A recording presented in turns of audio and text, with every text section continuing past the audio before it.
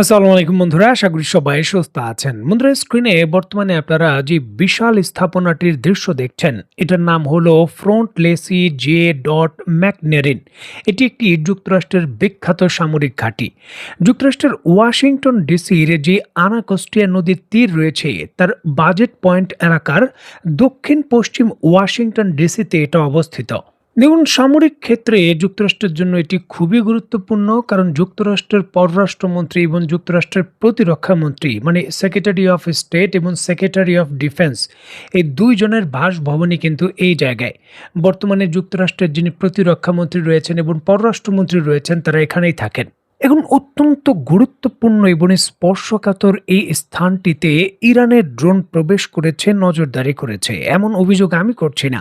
নিশ্চয়ই দেখতে পাচ্ছেন, যুক্তরাষ্ট্রের বিখ্যাত সংবাদ মাধ্যম ফক্স নিউজ থেকে শুরু করে ইসরায়েলের সংবাদ মাধ্যম ওয়াইনেট, যুক্তরাষ্ট্রের ওয়ার্ল্ড স্ট্রিট জার্নাল, এমনকি দ্য টাইমস অফ ইসরায়েল এবং পশ্চিমা বিশ্বের বড় বড় সংবাদ মাধ্যম এই খবর নিশ্চিত করছে যে অত্যন্ত গুরুত্বপূর্ণ এই সামরিক স্থাপনায় যুক্তরাষ্ট্রের প্রতিরক্ষা মন্ত্রী এবং পররাষ্ট্রমন্ত্রীর উপর নজরদারি করার জন্য অজ্ঞাত ড্রোন প্রবেশ করেছে। যদিও তারা আনুষ্ঠানিকভাবে ইরানের নাম প্রকাশ করেনি, তবে ইরানের দিকে ইঙ্গিত করে তারা বলছে যে এখানে বড় কিছু হতে চলেছে, যেখানে আননোন ড্রোন ডিটেক্ট তারা করেছে। এখন বিষয়টা হলো কি, ইরানের ড্রোন সক্ষমতা রয়েছে, এটা সত্য কথা। তবে যুক্তরাষ্ট্রের ভূখণ্ডে ইরান থেকে সরাসরি ড্রোন প্রেরণের যে বিষয়টা, সেটা বাস্তবসম্মত নয়। কারণ যুক্তরাষ্ট্রের ভূখণ্ড ইরানের ভূখণ্ড থেকে 10,200 কিলোমিটার দূরে। এত শক্তিশালী রেঞ্জের কোনো ড্রোন ইরানের কাছে নেই। কারণ টেকনিক্যালভাবে ভেনেজুয়েলার কাছে যে ড্রোনগুলো ডেলিভারি দিয়েছিল ইরান, সেগুলো দিয়ে কিছুটা নজরদারি হয়তো করা সম্ভব। সাগরে এসে বোট থেকে লঞ্চ করলে সেগুলো হয়তো যুক্তরাষ্ট্রের ভূখণ্ডে প্রবেশ করতে পারে। তবে এটি অত্যন্ত ঝুঁকিপূর্ণ প্রতিক্রিয়া। দেখুন, যুক্তরাষ্ট্রের ভেতর ইরানের বিরুদ্ধে যুদ্ধে তেমন সমর্থন কিন্তু জনগণের এবং ইউএস কংগ্রেসের যুক্তরাষ্ট্রের প্রেসিডেন্ট পাচ্ছে না। $200 বিলিয়ন নতুন করে যুদ্ধকালীন অর্থের ফান্ড তারা চেয়েছে, যেটা নিয়েও কিন্তু ব্যাপক ভিত্তিতে দর কষাকষি হতে পারে। ঠিক এমতো অবস্থায় এই ধরনের ইরানের প্রতিক্রিয়া যদি দেখায়, ন্যাটোকে এই যুদ্ধে যুক্ত হওয়া এবং যুক্তরাষ্ট্রের জনগণের ইরান বিরোধী যুদ্ধে আরও তাপ দেওয়ার বিষয়টা নিশ্চিত হবে। সুতরাং ইরান এটা কখনোই করবে না, এটাই বাস্তবসম্মত বিষয়। আরও ঝুঁকি বাড়িয়ে নিজেকে কোণঠাসা কেন করবে? প্রশ্ন হচ্ছে, তাহলে যুক্তরাষ্ট্র এমন অভিযোগ কেন করছে? দেখুন, অনেকেই কিন্তু আশঙ্কা করছেন ফলস ফ্ল্যাগ হামলার কথা। পূর্বে যেমনটা হতো যে নিজেদের উপর নিজেরা হামলা করে এর দায় দায়িত্ব শত্রুর উপর চাপিয়ে দেওয়া, যাতে যুদ্ধকালীন যে বৈধতার বিষয়টা সেটা সুনিশ্চিত হয়।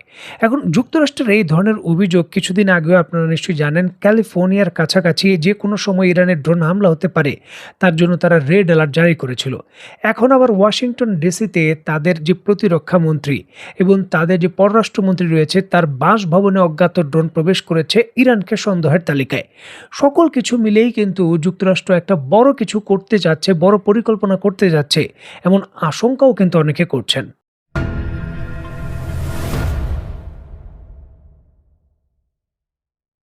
দেখুন, মধ্যপ্রাচ্যের বিভিন্ন ধরনের তেল শোধনাগার এবং বিভিন্ন গ্যাস ক্ষেত্রে ইরান হামলা করেছে।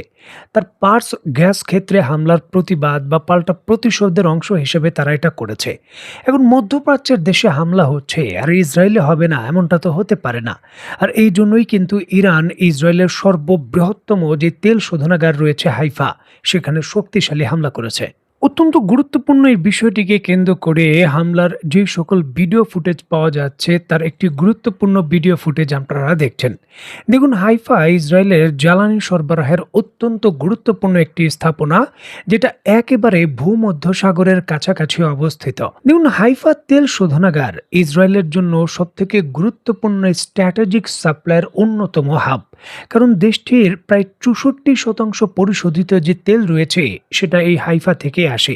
প্রতিদিন প্রায় 1,97,000 ব্যারেল জ্বালানি তেল হাইফা পরিশোধনের সক্ষমতা রাখত। তবে এখন সেটা নেই, কারণ ইরানের মিসাইলগুলো সুনির্দিষ্টভাবে হিট করার পর এর উৎপাদন ব্যবস্থা সম্পূর্ণভাবেই শাটডাউন, এবং কবে নাগাদ এটা পুনরায় আবার চালু হতে পারে সেই বিষয় নিয়ে সন্দেহ রয়েছে। দেখুন, তেল শোধনাগার খুবই স্পর্শকাতর স্থাপনা হয়ে থাকে। একবার এখানে সেখানে আক্রমণ হলে বা এর যে উৎপাদন ব্যবস্থা সেটা ধ্বংস হলে রাতারাতি ঠিক করা যায় না। সামরিক বিশেষজ্ঞরা এবং বিভিন্ন ধরনের টেকনিশিয়ানরা নিশ্চিত করেন একটি যে কোনো ধরনের তেল পরিশোধনাগারে সরাসরি হিট করলে তার যে উৎপাদন ব্যবস্থা যদি ব্যাহত হয় সেটা চালু করতে অন্তত পক্ষে ৩ থেকে সর্বোচ্চ ৬ মাস সময় লেগে যেতে পারে। সেই হিসাবে ইসরায়েলের জন্য এটি একটি বড় ধাক্কা। দেখুন, ইসরায়েলের জ্বালানি সাপ্লাইয়ের ৬৪% যোগান দেয় যে হাইফা সেটা বন্ধ। মানে ইসরায়েলের অভ্যন্তরে জ্বালানির সংকট তৈরি হবে এটা অনেকটা সুনিশ্চিত। যদিও মধ্যপ্রাচ্যের দেশগুলো বিশেষ করে এর পূর্বেও দেখা গেছে জর্ডানের মধ্য দিয়ে সংযুক্ত আরব আমিরাত, সৌদি আরব এই সকল দেশের বিরুদ্ধে অভিযোগ রয়েছে তারা ইসরায়েলকে জ্বালানি তেল বিভিন্ন ধরনের লরির মাধ্যমে প্রেরণ করেছিল। এইবারও হয়তো তারা এই ধরনের চেষ্টা করতে পারে, তবে এইবার তারাও কিন্তু ক্ষতিগ্রস্ত। সুতরাং এইবার ইসরায়েলকে অত্যন্ত একটি গুরুত্বপূর্ণ স্ট্র্যাটেজিকভাবে কোণঠাসা পরিস্থিতি মোকাবেলা করতে হবে।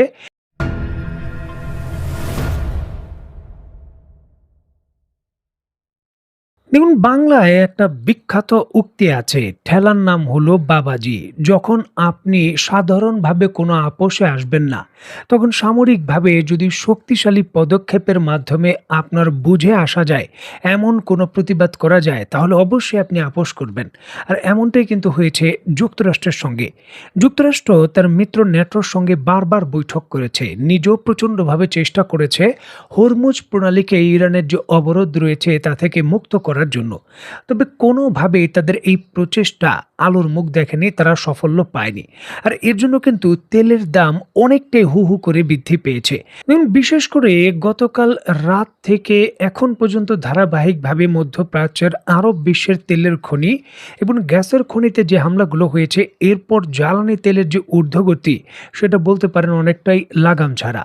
$150 বেশি ব্যারেলের দাম জ্বালানি তেলের গতকালকেই ছিল, যেটা বর্তমানে প্রায় $60 $160 কাছাকাছি ছুঁই ছুঁই। ঠিক এমতো অবস্থায় যুক্তরাষ্ট্র সিদ্ধান্ত নিয়েছে ইরানের তেল রপ্তানির উপর যে নিষেধাজ্ঞা রয়েছে যুক্তরাষ্ট্রের তাও তারা উঠিয়ে দেবে। দেখুন, হাওয়ার উপর কোনো খবর নয়, একেবারে পাকা খবর। যুক্তরাষ্ট্রের যিনি অর্থমন্ত্রী রয়েছেন স্কট বেসেন্ট, তিনি নিজে এই স্বীকারোক্তি দিয়েছেন যে তেলের দাম স্থিতিশীল রাখার জন্য এবং জরুরি পরিস্থিতি মোকাবেলার জন্য ইরানের তেলের উপর যে বিধি নিষেধ রয়েছে তা শিথিল করবে যুক্তরাষ্ট্র। একটা নির্দিষ্ট সময়ের জন্য তারা এটা করবে। বিশেষ করে ইরানের যে শ্যাডো ট্যাঙ্কার ফ্লিট রয়েছে, যেগুলো অদৃশ্য নাম পরিচয়হীনভাবে বিভিন্ন দেশে বিশেষ করে চীনে বিপুল পরিমাণে তেল সাপ্লাই দেয়, সেই সকল ট্যাঙ্কারের উপর থেকে তারা এই বিধিনিষেধ উঠিয়ে নেবে। যার জন্য কিন্তু আন্তর্জাতিক বাজারে সাগরে ভাসমান অবস্থায় ইরানের তেলের ট্যাঙ্কারগুলো তেল ডেলিভারি দিলে অনেকটাই কিন্তু পরিস্থিতি স্বস্তিদায়ক জায়গায় যেতে পারে। এছাড়াও ইরান হরমুজ প্রণালী ব্যবহার করে নিজের কন্ট্রোল নিজেই কিন্তু অনেকটা ফাঁকা করে তার জাহাজগুলোকেও প্রেরণ করতে পারবে। মানে এক্ষেত্রে কৌশলে যুক্তরাষ্ট্র ইরানের মাধ্যমে, ইরানের তেলের মাধ্যমেই বিশ্ব পরিস্থিতি ঠান্ডা করতে চাচ্ছে, তেলের বাজারটা নিয়ন্ত্রণ করতে চাচ্ছে। দেখার বিষয়ে যুক্তরাষ্ট্রের এই কৌশলী সিদ্ধান্তে ইরান কি প্রতিক্রিয়া দেখায়। তো বন্ধুরা, আজকের মতো বিদায়। নতুন কোনো ভিডিও নিয়ে আবার দেখা হবে। সেই পর্যন্ত সবাই ভালো থাকবেন, সুস্থ থাকবেন এবং বাংলাদেশকে ভালোবাসবেন। আল্লাহ হাফেজ।